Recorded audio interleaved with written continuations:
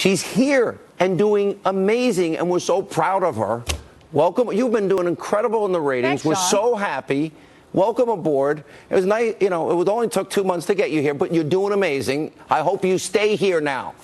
Thank you. Thank you. And I can't wait to job. see your movie. You're now a movie producer. Anything else? Do you have one of those director's chairs, too? Do you force your I want staff to Hannity bring on you the red grapes? carpet. How about that? Yeah. That'd be great, oh, right? No. I'll pay to see you on a red carpet any day, Hannity. If my I'll movie pay for gets that. nominated, I'm there. Have a great show, Laura. All right, you take care. And good evening from Washington. The willful blindness of the left in the wake of terror attacks. That's tonight's angle. Every time there's a terror attack, liberal politicians and their partners in the media come down with a sudden case of amnesia. They react as if random jihadi attacks have never happened before. Yesterday, this Uzbek immigrant mows down innocent people in New York, yells Allahu Akbar at the top of his lungs, and leaves a series of notes in Arabic suggesting he murdered in the name of ISIS, and yet some in the press are left scratching their heads. Becky, why would he have an animus toward the United States? What? Might as well ask, as an Uber driver, why would he have anger toward us? Some will do anything to avoid the elephant in the room. We've allowed adherents of a poisonous strain of radical Islam to enter the United States, and they're plotting to kill our citizens, whom they consider to be apostates. But why learn from the past and grapple with reality when we can be comforted by Stephen Colbert? Tomorrow and the next day, New Yorkers will wake up to new details about what happened. But tomorrow and the next day, New Yorkers will also wake up and keep going. Because in an uncertain world, one thing is for sure. New Yorkers will never live in fear. And if that bromide doesn't calm your nerves, today Mayor de Blasio picked up where Colbert left off. We understand this was an attack on our values. It was an effort to break our spirit. But as an effort to break our spirit, it failed. But of course New Yorkers are resilient. They survived and rebuilt after 9/11, Mayor. But this misses the entire point. Why must any American suffer or die to satisfy the liberal dogma of diversity? Remember, this Uzbek murderer got here through the diversity visa program. It's a kind of immigrant Powerball. It allows 50,000 or so winners a fast pass to citizenship and access to all our government freebies. Today, following the New York terror attack, the president resumed his call to end the diversity visa program. I am today starting the process of terminating the diversity lottery program. We want a merit-based program where people come into our country based on merit. And we want to get rid of chain migration. Now, the president's talking sensible immigration policy, but the left, of course, wants to demonize him or just talk about their own agenda. The notion that you want to focus on a visa waiver program or a extreme vetting, politicize this tragedy in the morning after, I think that's a sad day for this country. The president's tweets, I think, were not helpful. I don't think they were factual. I think they tended to point fingers and politicize the situation. I think it is madness, the number of assault weapons that we have in this country. I hope one day we'll have a federal policy that actually brings sanity to the gun policy laws in this country. Gun policy laws? What is he talking about? Since the terrorist instrument of choice, of course, was a rented truck, should we ban them as well, Governor? Now, the reason these folks avoid the truth or divert our attention to these side topics every time we experience a terror attack is because the reality, the current situation, conflicts with their own warped worldview. The government's chief responsibility is to secure the homeland, which in turn protects the freedoms that we all enjoy. But on the left, there is one value that seems to trump all others, even safety. It's the D word. All of those immigrants make America more American. That diversity that we have is a strength in our country. We are the best problem solvers in the world. Our diversity is a strength. This is the cult of of diversity. And it's led us to this dangerous program without which 8 innocent people would be alive today. Now, remember what Chuck Schumer said back in 2006 in defense of the visa lottery.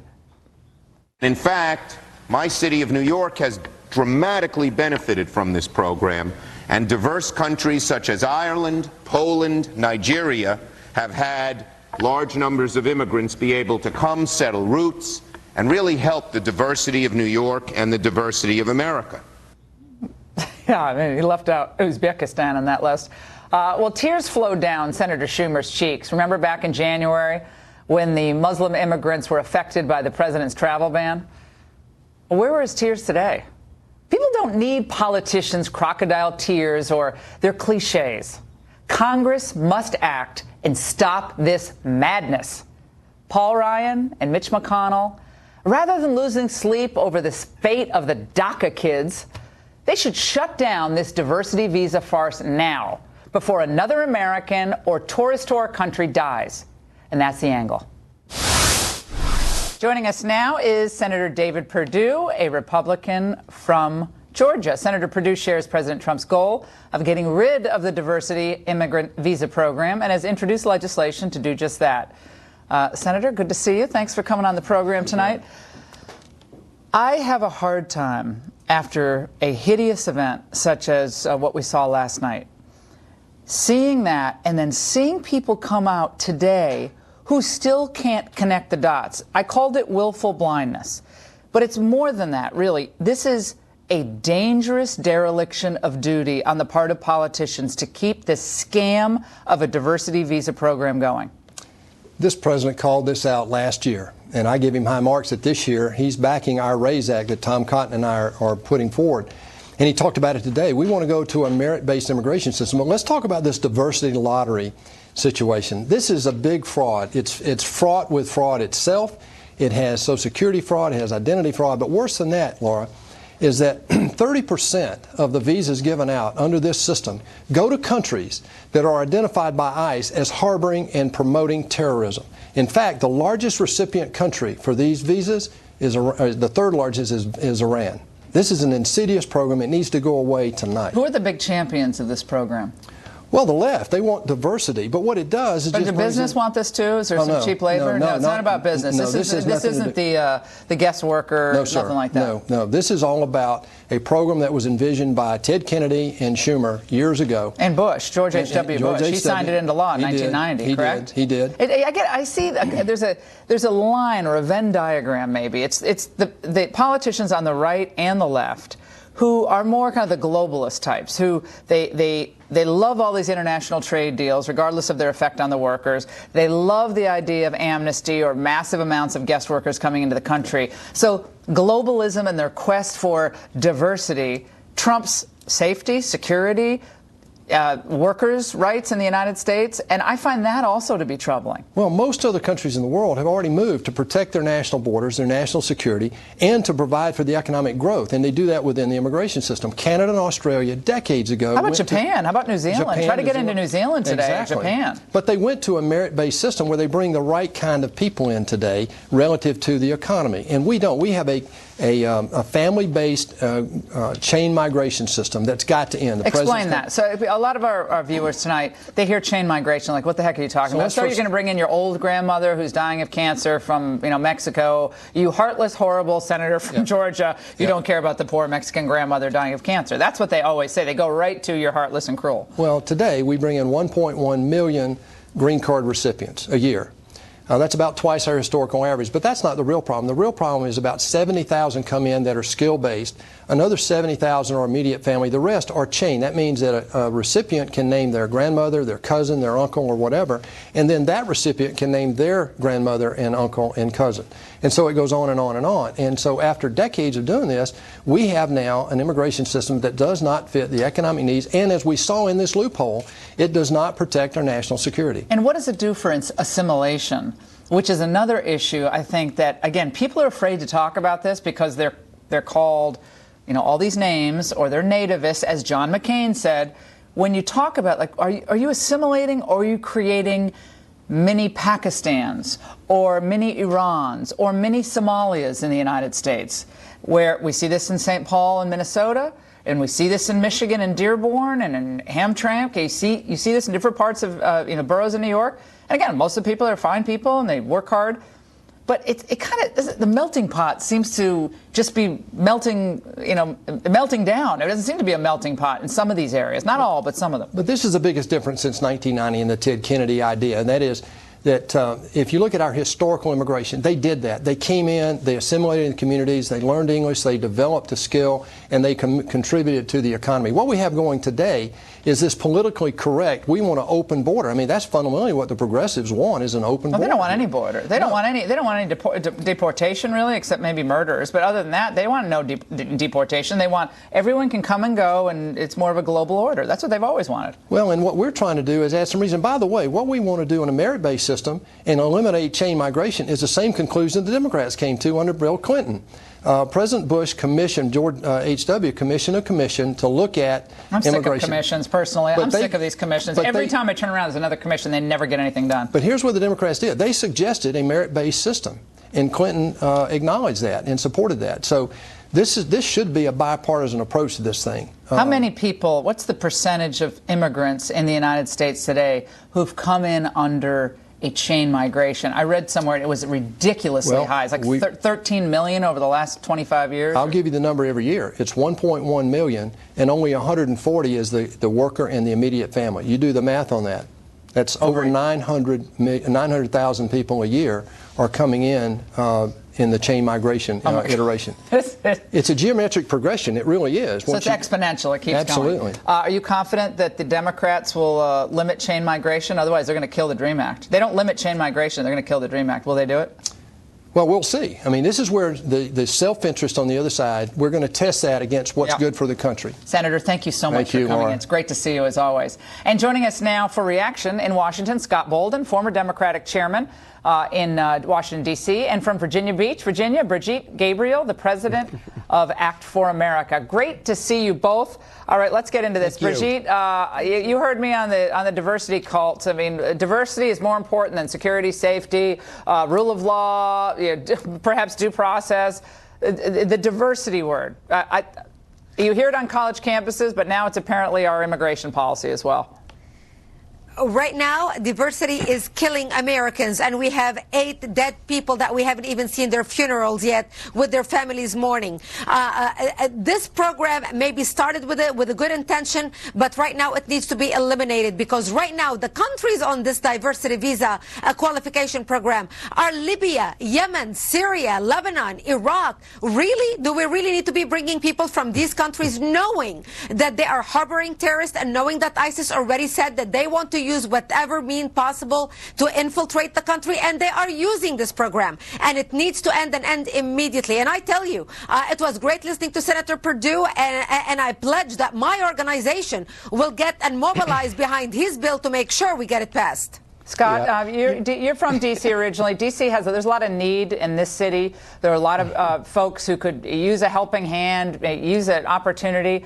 Why would we bring 50,000 people a year into the country? Many of them have no skills, have no affinity for the culture, many of them more burdens on society, when we need these jobs for lower income Americans and, frankly, minority Americans in places like the District of Columbia? But why do you presume that if we bring immigrants in and we value diversity, because we are a country of immigrants, and the value in diversity, we are stronger because we're different. The three of us are very different, and we create the strength in this country. Why is that so wrong? These 8 to 10 people were killed by a terrorist, if you will. They weren't killed by that diversity or travel visa program, and he did do what he was supposed to do. He was here for 7 years. He came here in 2010. He did do what he was supposed to do. What are you talking about? The man killed 8 people, and he shouldn't be here. He assimilated. If we didn't have... He assimilated? Is that assimilation to you? Are you out of your mind? He had a job. No, I'm not out of my mind. He assimilated for 7 years. He was radicalized while he was here in the U.S. Take away the program, he'd still be here. And we've got to fight that radicalism. Hold on, Brigitte. Let me he was radicalized here. Guys, that's all I'm saying. Scott, let me just ask you a question. Sure. Since you admit that you just said someone could come in and we could seem like, wow, he got a job. He's working at Kmart, or he's working somewhere. Oh, he's assimilating. But because we have the internet now, because we have the internet, we can't tell, can we? If you're especially if you're Muslim, because that's predominant terror attacks come from Muslims. If you're Muslim, you're in the United States, maybe you're alone, maybe you don't have any contacts here, you could become radicalized. My question to you, Scott, is the diversity lottery program worth a single life of an innocent American in your estimation? Should we just say we're going to sacrifice X number of people because we love this idea of diversity? I think the value and power of diversity is alive and well in this country. So the answer is yes. It's not worth one life. Hold on, I'm going to answer. It's not worth one life, but let's be really clear. The toughest part of Homeland Security and our FBI is finding those who are being radicalized in this country. Why should we burden the FBI with another job to do when not another you do job. not have a constitutional right to come into the United States? This was created in 1989 by H.W. and Kennedy. And they decided it was going to be good for diversity. Laura, now we have 8 dead Americans, and apparently certain people are fine with that. Brigitte, no, my let me just say this. The Republicans have as much to do with this law as the Democrats did. You had a Republican president that signed this law. In fact, Charles Schumer in 2013, with bipartisan support, certainly tried to kill it. And you know who killed it? The Republicans in the House. That's why it died. Scott, if you think I'm going to defend the Republicans on this, you don't know what host you're talking to. The Republicans have been a disaster on immigration, most of them, not Purdue. Well, we agree on one thing at least, right? Exactly. Brigitte, there is a problem. Like we have hundreds of thousands of Muslims in the United States, and they're law-abiding. They don't cause any trouble. They're working. They have families. A lot of them have very conservative values politically. Sometimes they vote Democrat, but they have some conservative social values. We can't track everyone in the country, and nor can we profile everyone in the country because they happen to be coming in on a visa and are Muslim. So they're here. They have families. Now what do we do? Well, we have to be careful, and we have to start profiling and basing our profiling on behavior and mannerism. You're going to profile Muslims in the United States? You said that on national TV. You want to profile Muslims? How about black people? And mannerism. I let you speak. Now you let me speak out of respect. Now, I come from Israel. You profile people based on behavior and mannerism. People that are lying, usually they fidget, they sweat, they smile, they fake their smile, their facial muscles do not change. We need to invest in human intelligence and start profiling people who are behaving badly in this country. We know that a lot of FBI agents are already monitoring mosques in this country. They are already monitoring terrorism in this country. We have 1,000 open investigations right now in all 50 states on ISIS operatives in the United States. That is a problem. And there is a problem when 80% of terrorism is coming out of a community that represents only 2% of the American society, and that's the Muslim community. I'm never going to support profile everyone who's dangerous. Scott, I'll give you the last word. Listen, I'm never going to support profiling as an African American. If you're going to profile with human intelligence, then you do that across the board. You profile Hispanics, you profile white nationalists, you profile domestic terrorism, as well as those on the international front. All Muslims, this whole idea that Muslims somehow are bad and they're the ones that are committing these crimes, that's just simply not the case. And when you start profiling, you violate their rights. Right. Well, Scott, I think when we look at terrorism, this law was in place for 27 years before an incident like this happened. 27 years, and now you want to gut the program.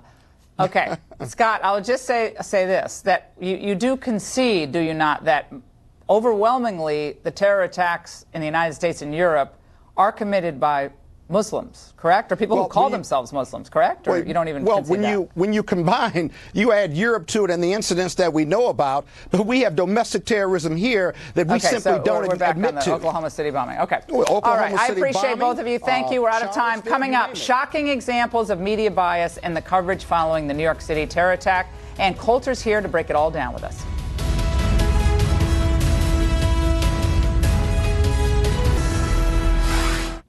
Welcome back. As we mentioned in the angle, some politicians are using the New York City terror attack to foment a totally false narrative about terrorism and immigration. To make matters worse, the media, they seem to have no problem advancing this storyline. For example, Just hours after the attack, NBC News offered this headline: Muslim Americans again brace for backlash after New York attack. Their concern for the 8 dead victims is just positively overwhelming. The Associated Press posted a tweet this morning saying, quote, investigators seek motive after driver in a rented truck mowed down people on a bike path in New York City. Motive? He yelled Allahu Akbar after he carried out the attack and requested an ISIS flag in his hospital room. You don't need to be Columbo to figure that one out. Joining us for reaction here in Washington is Democratic strategist and adjunct professor David Goodfriend. And in New York is Ann Coulter, a nationally syndicated columnist. It's great to see both of you. Ann, let's start with you. I mean, the cries of Islamophobia. I mean, how long did it take, Ann? Maybe, I don't know, 15 minutes after the terror attacks in New York? It's like clockwork. 6 hours, NBC News in a tweet, for those keeping count. No, the media is very, very predictable. The media is on the side of the Democrats, and the Democrats haven't been changing any minds recently. It's not like they have good ideas. They're bringing in ringers. They want this constant transformation of America so that they can win elections. In fact, it's come up just this week with the Virginia election, I think it was in the Washington Post, no, the New York Times, Democrats fretting that maybe all of the Hispanics that have moved into Virginia may not come out and vote for the Democrat against Gillespie. This is all about the vote for the Democrats. For the Republicans, the corrupt Republicans, it's all because their donors want the cheap labor. But don't imagine that Democrats are changing any minds here. David, on the issue of this diversity visa program, where 50,000 individuals get it's a lot. It's like a Powerball for visas. Is that where we should be today, given the labor market, given the fact that we have a lot of still minorities who are looking for work, who need better jobs, and I don't really get it. We're a pretty diverse country, increasingly diverse now. Why do we need a diversity program? Well, look, Laura. First of all, I come from the upper Midwest. I know about factories that have shut down, and I know a lot of the concerns about finding jobs for people here at home. But I want the first words I say about this to be that I'm thinking about the families of those 8 people. I think we all should take a deep breath and realize real people were killed, real people are hurt. And we shouldn't allow ourselves to be terrorized by the terrorists. I'm going to ride my bike down a path here in Washington, D.C. tomorrow. I'm going to ride the metro. I won't be intimidated.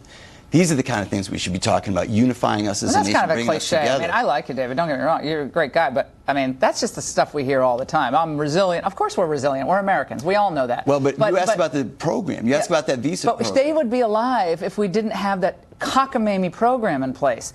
Well, that's like, well, okay, but hold on. That's like me saying, but Laura, that's like me saying there'd be people alive in Las Vegas if we didn't have assault weapons for sale. How do you react to that? Well, I think in this case, we have a Second Amendment that actually gives us the right to keep and bear arms. So you would argue that you don't have a constitutional right to come into the United States I'm going to get some from insight. Uzbekistan. You're helping me. That's Give right. me insight into the mind of a conservative. So because the Second Amendment is there, you think that the shooting and the gun sales are okay. But because we can talk about a law here that passed in 1990, that's completely That's a tautology. That's not exactly what I'm saying. Okay, what are you saying? What I'm saying. I think liberals have gone too far. This is why Trump got elected, and I think everyone gets their blinders on. Ann's written books about this. I've talked about it for years.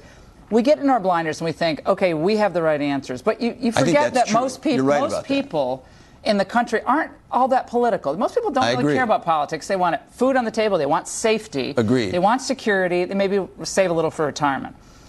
This seems to make not a lot of sense to most Americans. I bet if you did a poll on this, and Ann, you can chime in, just on this issue of the diversity visa, you ask like a random guy in upstate New York, should we have a diversity visa? You ask people down south, maybe even California, it's Hispanic immigrants, Ann. They're not seeing a lot of hikes in their wages either. Do you think they're all, we need more diversity? I don't think so. I think the Democrats make a mistake on this one. You keep bringing up, I think, a fantastic point. You've brought it up with all of your guests, and I would like to more fully answer it, and that is this religion of diversity. No, diversity it's just treated like it's automatically a good thing, like the word organic. And we have diversity plus lottery, because, that's how Kate Upton picks who she's going to date. She has a lottery. Otherwise, professional professional sports players and rock and rollers, they'd have the inside track. The Astros should be getting chess players and the AV team. Could I ask Anna a guy with club foot. It's crazy. We are the greatest country in the world. We should be choosing people who are going to be our fellow citizens the way the Astros and the Dodgers choose their players, and not be taking people with club feet. It's all our choice. And whenever Americans find out the way any aspect of our immigration policy is run, it is not popular. The Democrats don't want to talk about it. Unfortunately, until Donald Trump, no Republican wanted to talk about it either. Yeah, bingo. Well, Ann, I want to ask you this question because I'm really curious to know the answer. There was a legislative proposal put forward by Republicans and Democrats to get rid of this program and have a blanket reform that was rejected in the House. Do you support that? Do you support that bipartisan effort to reform immigration? It was rejected as part of a plan to amnesty 30 million illegal aliens. So you don't. You don't support it. So no, I mean, we would like to get rid of the diversity lottery. We do not want to amnesty 30 million illegals. Well, see, that's interesting. We have a hard break here, guys, but this is a great segment and a really good conversation. I want to have you both back. Phenomenal. Thanks for being with us. And straight ahead, a rare and exclusive interview with my former boss, Supreme Court Justice Clarence Thomas. You will not want to miss it.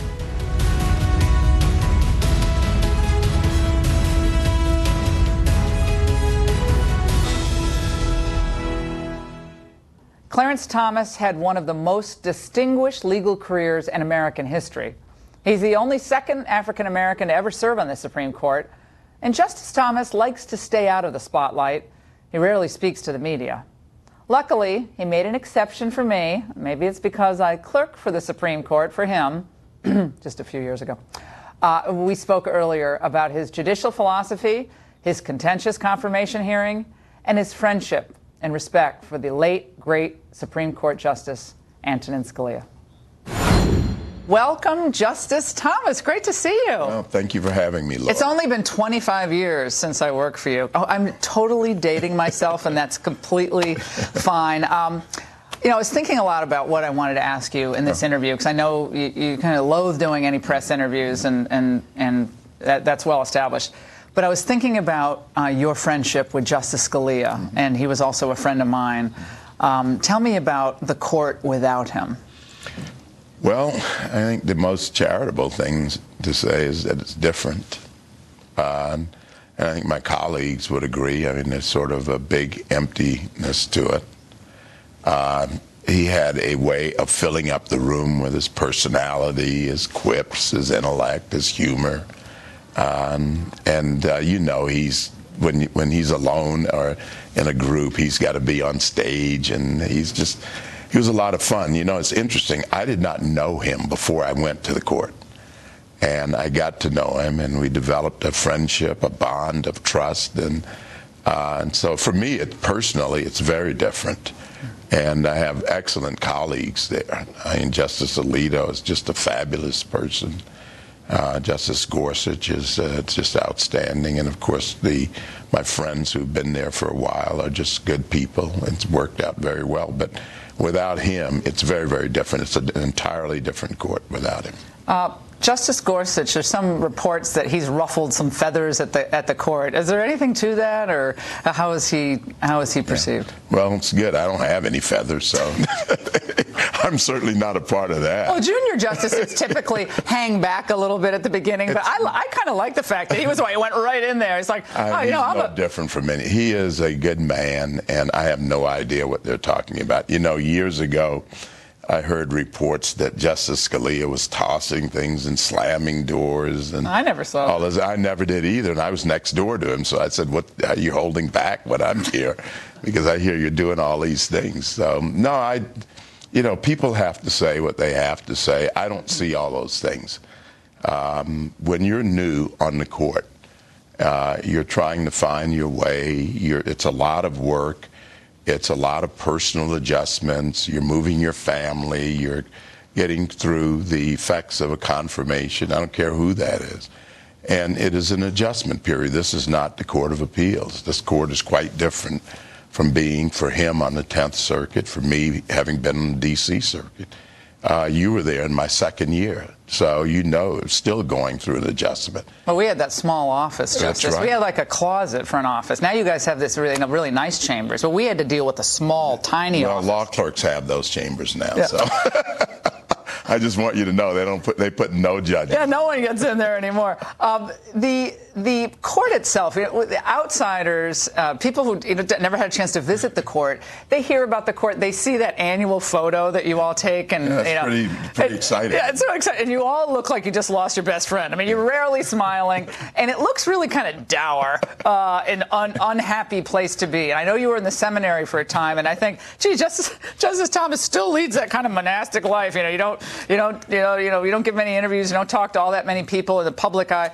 But is it collegial on the inside for people who don't know about it? It is a good place to work. You can disagree with this opinion or that, but I'm not the person to say it is a sour place or it's a dour place or that it is funereal in its atmosphere. It is a wonderful place to work. I loved it in Jan Greenberg's book in 2007 about the court, Supreme Conflict. She exploded this myth that pretty much everyone had to concede was a myth, that you were like Scalia's puppet early on, and that you just were. That you just agree with Scalia and all this stuff. And then, of course, she went from case to case to case involving race, involving, Aryan Brotherhood, prison gang membership. Remember that? After Fortis? A long time ago. And that you ended up having your own view of jurisprudence, your own approach to judging that was completely unique, and sometimes to the consternation of Justice Scalia. Well, he and I, we had a bond, but I have a long history of being told what to do. I really do that well, I think people, again, as I said to you earlier, people have to say what they have to say. It is a place where individuals do their work. Nobody follows the other person. Justice Scalia didn't follow me, and I didn't follow him. And I dare say nobody up there follows another person. The reasoning of your opinions, your philosophy, is described as alternatively formalistic, rigid, strictly conservative. How do you describe your philosophy, Justice? I think it's get it right. It's I think we are required to reason to a conclusion. And that's what we try to do, and try to do it in a way that it is accessible to regular people. I think when people don't agree with you, you said you're going to a football game. I am a huge Nebraska fan. Yeah, we're getting into that, by the way, the Cornhuskers. No, I mean, we're not doing that. We're doing okay, but not great. Yeah. The volleyball team, my favorite team, is doing fabulous. Oh, okay, well, good. How's the field hockey team doing? No, volleyball is a big deal. We have over 8,000 people per game. That's amazing. So people have a tendency in sports to be outcome oriented. So you want a particular outcome. You want to win the game.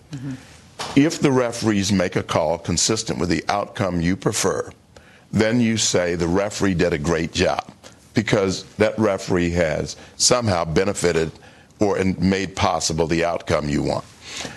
I think we have to be careful not to take outcomes that we want and backwash that into the process of decision making. So you don't reach a decision and then force the process. You use the process and try to do it in a legitimate way. Again, something Justice Scalia and I agreed on. You don't justify the outcome. You reason to the outcome. 28 years ago, you went through the worst confirmation spectacle in history. Mr. Chairman, I am a victim of this process. My name has been harmed. My integrity has been harmed. My character has been harmed. My family has been harmed. My friends have been harmed. There is nothing this committee, this body, or this country can do to give me my good name back. Nothing. I will not provide the rope for my own lynching. or for further humiliation. No job is worth what I've been through. No job.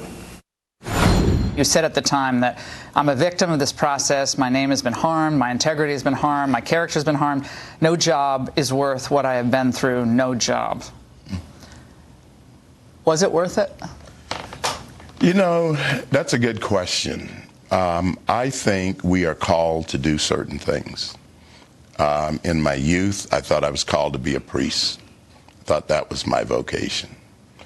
And I think there are jobs that perhaps and experiences that you wouldn't choose, but when you're called to do it. Now, think about it a second. When we go up to, when we do Wounded Warrior events, or we go up to do wreaths across America, what do you tell the widows, the families of the fallen, that you were too afraid to go through a little bit of uncertainty, a little bit of difficulty to do a job like this when they actually were in harm's way? What do you tell the young man who's a double amputee because of war, that you were afraid to go through that? I don't think anyone would choose to go through unpleasantness, but if it has to be that, to do what is right, then so be it. Coming up, more of our exclusive interview with Justice Clarence Thomas, including his thoughts on the fight over historic monuments, when the Ingram angle continues.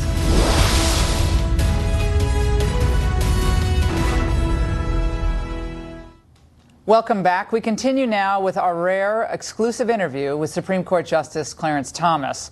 In part two of our conversation, we discuss the recent controversies over statues and monuments in America, his love of the Constitution, and that small Justice Thomas exhibit finally added to the National African American Museum. There's a controversy because the Smithsonian Museum, African American Museum, for its first year, after it opened its doors, it had basically no reference to you except a reference to the confirmation battle. Did you think anything of that, or? Not really. I mean, people who cared about me did, obviously, but no, not really. I mean, I grew up at a time when I was exposed to just wonderful range of ideas in a segregated library, in a black library, the Carnegie Library in Savannah. I mean, you might read George Schuyler in the Pittsburgh Courier, or you might read a book by, Ralph Ellison or Baldwin, or you might read one by Richard Wright. So you might read something about Booker T. Washington, but then W.B. Du Bois. So you had this range of ideas, and I think we're getting quite comfortable in our society limiting ideas and exposure to ideas. And maybe that's a symptom of it, I don't know. But I don't think it's good for the next generation and the people who will be learning. I mean, I think I learned a tremendous amount in the Carnegie Library simply from being exposed to a range of ideas. I mean, why would a little kid in Savannah, Georgia be reading Ayn Rand? Why? I mean, somebody exposed me to it. Somebody made the books available. Someone said it's okay for you to read that, and you should read it and learn from it. Were any statues torn down during your time as a young boy in the South? Did you see any big historical monuments moved ever, or taken down? Well, I didn't see that much iconoclasm. I think there were all sorts of other problems. Other problems with the... But I think when I grew up and where I grew up in Savannah, the people I grew up with were a different people. I mean, how so? When you think of people like my grandparents, these were people who had been through quite a bit and had a calmness and a contentment about life, and they understood putting things in context, what was important, priorities. What battles are you going to fight today? What decisions you're going to make? What decisions you're going to make today will result in you being able to eat, those sorts of things. And long term, that these two boys they were raising will be educated and that they will have good manners and go to school and be polite to the neighbors, etc. I think that today we seem to think that everything has to be one size fits all, and people can't have opinions that make us uncomfortable or ideas that make us uncomfortable or that we don't agree with. They would not tolerate that. So your grandparents went through real segregation. They went through real racism, real racial hardship. Yes. Mm-hmm. There's a plaque in your office with a quote on it that's attributed to your grandfather. Tell us about that. Well, actually, my grandfather's favorite saying was, I mean, there were lots of opportunities in that environment to, as you could imagine, to want to say that you couldn't do certain things. And my grandfather, who was raised in part by his grandmother, who was a freed slave, and raised by an uncle, and his mother died when he was a young boy. So he was raised by his grandmother and his uncle later on. Well, when you would say to him you couldn't do something, his response was always the same. Old man Kant is dead. I helped bury him. Old man Kant is dead. I helped bury him. Yeah, and that was his view. He would say that to you when he got you up at 4 in the morning to go on the farm. And you said, I can't do this or do that. Old man Kant is dead.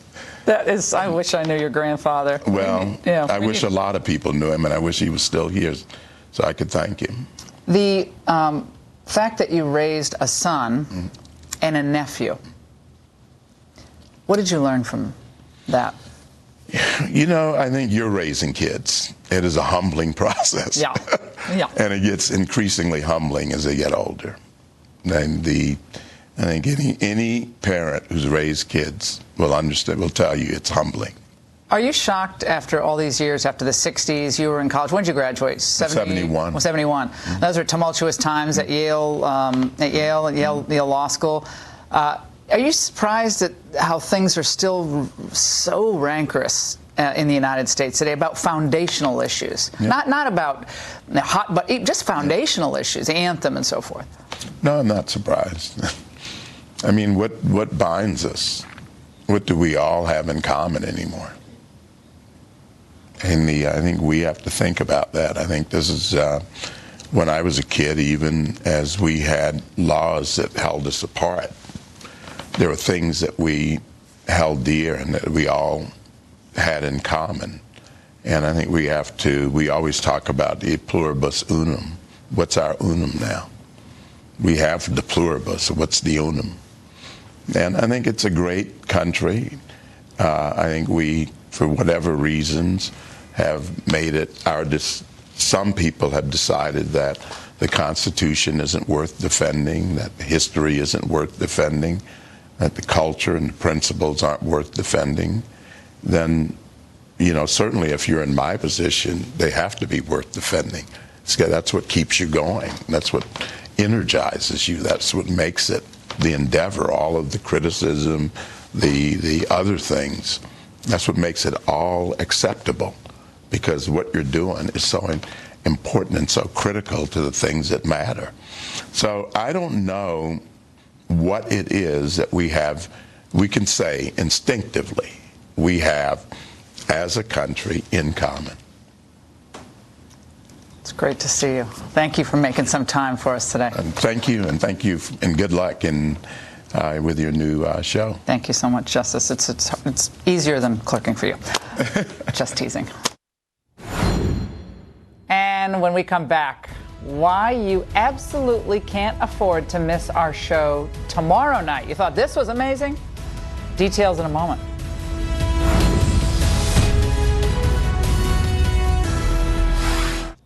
Before we go, if you like tonight's show, you're going to love tomorrow's show. We'll be speaking exclusively with President Trump. Remember him? At the White House, just the day before he leaves on his high-stakes, 12-day, 5-country, I'm already tired, trip to Asia. We've got a lot of ground to cover, so be sure to tune in. And until then, it's a perfect time. Pick up a copy of my new book, Billionaire at the Barricades, The Populist Revolution from Reagan to Trump, officially a New York Times bestseller, explains why we're here and where we're going. And I give him some advice, by the way, on who we should pick for the next Supreme Court justice. And that'll do it for us tonight. Shannon Bream and the Fox News at Night team taking over, standing by. Take the baton. Shannon. You know what? We can weigh in with you on that Supreme Court pick, too. We'll discuss, Laura. In the meantime, here's what's ahead on Fox News at Night.